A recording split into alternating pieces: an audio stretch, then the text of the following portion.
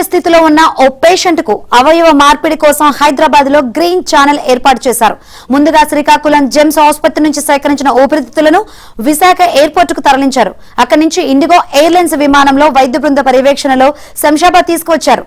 అక్కడి నుంచి సికింద్రాబాద్ కిమ్స్ ఆసుపత్రి వరకు గ్రీన్ ఛానల్ ఏర్పాటు చేసి అంబులెన్స్ ద్వారా 26 నిమిషాల్లో గమ్యస్థానానికి చేర్చారు.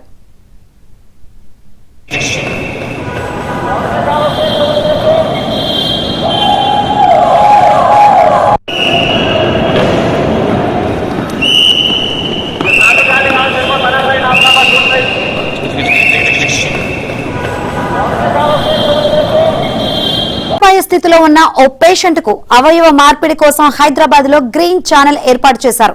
ముందుగా శ్రీకాకుళం జెమ్స్ ఆసుపత్రి నుంచి సేకరించిన ఊపిరితిత్తులను విశాఖ ఎయిర్పోర్ట్ కు తరలించారు.